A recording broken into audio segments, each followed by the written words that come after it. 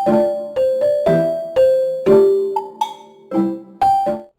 adik-adik, perkenalkan nama kakak adalah Saibatul Aslamiyah dengan NIM 241012532019. Kakak berasal dari kelas 2B, jurusan Pendidikan Guru Sekolah Dasar. Jadi, di sini kakak ingin menjelaskan kepada adik-adik mengenai tentang suhu, kalor, beserta perpindahannya. Yuk mari kita saksikan bersama. Kalian tahu tidak? Suhu itu adalah ukuran panas atau dingin suatu benda, atau bisa juga tempat. Semakin tinggi suhu, semakin panas benda tersebut. Kemudian kalau semakin rendah suhu tersebut, maka semakin dingin bendanya. Jadi, suhu tersebut diukur dengan termometer.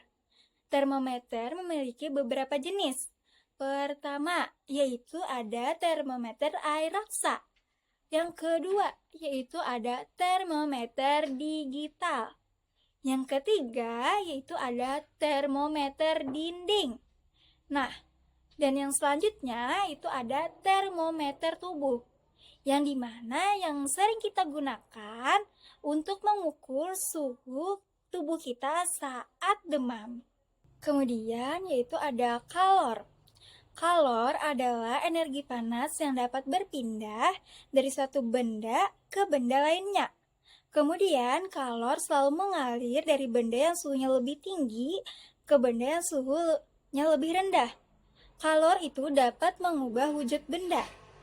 Selanjutnya nih, kalor itu diukur dalam satuan joule. Contoh yang pertama yaitu ada es batu yang awalnya padat, kemudian mencair menjadi air karena ditaruh di suhu ruang, disebabkan menerima energi panas atau kalor dari suhu ruang tersebut. Yang kedua yaitu ada air yang mendidih, kemudian menjadi uap air atau gas ketika dipanaskan. Kalor ada memiliki 3 cara berpindah. Yang pertama ada konduksi, yang kedua ada konveksi, kemudian yang ketiga ada radiasi. Pertama kan tadi ada konduksi. Jadi adik-adik, konduksi adalah proses perpindahan panas dari satu bagian benda ke bagian lainnya melalui zat padat. Kalian tahu tidak? Zat padat itu seperti logam, kemudian batu, kemudian dinding, yang dimana tanpa perantara disertai perpindahan partikel zat tersebut. Yang artinya panas itu merambat dari molekul ke molekul di dalam benda. Tetapi molekulnya sendiri tidak ikut berpindah tempat. Berikut adalah contoh dari konduksi.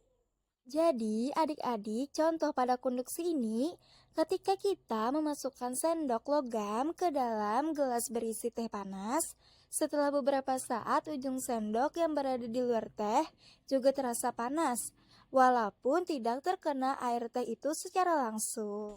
Nah, jadi adik-adik, contoh dari konduksi ini terjadi karena panas dari teh mengalir melalui logam sendok dari bawah ke atas. Molekul-molekul logam saling mentransfer energi panas secara berurutan, yang disebut arus konduksi.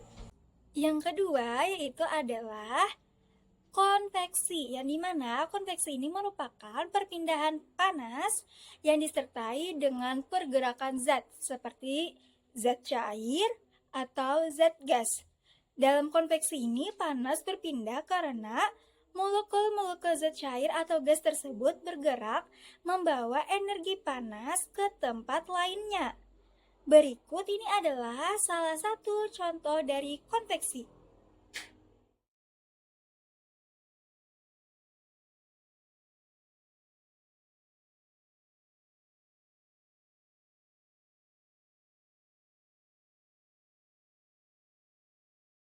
Adik-adik, kalian tahu tidak mengapa salah satu contoh konveksi itu terjadi?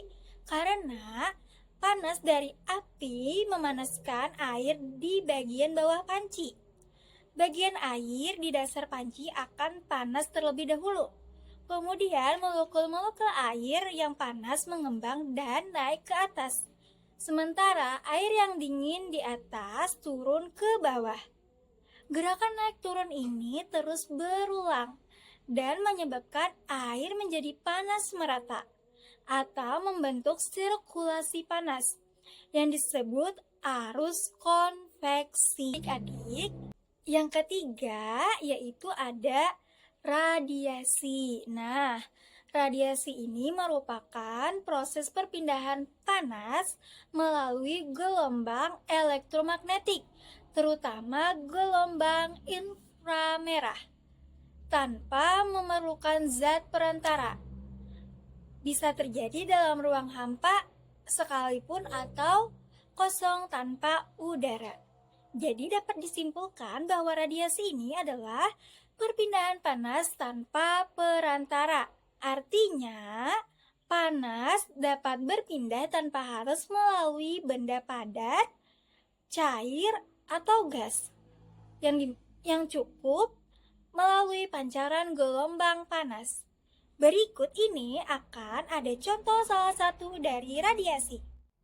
Contoh pada radiasi ini yang pertama, kita bisa merasakan hangat saat terkena sinar matahari, meskipun sinar tersebut menempuh jarak jutaan kilometer. Ini disebabkan panas dari matahari sampai ke bumi melalui radiasi. Yang kedua, ketika berada di dekat api unggun, kita akan merasa hangat, walaupun kita tidak menyentuh apinya secara langsung. Itu juga terjadi karena radiasi. Nah, mengapa hal itu terjadi? Karena semua benda yang suhunya lebih tinggi dari lingkungan sekitarnya akan memancarkan radiasi panas. Makin panas suatu benda, makin banyak radiasi yang dipancarkan.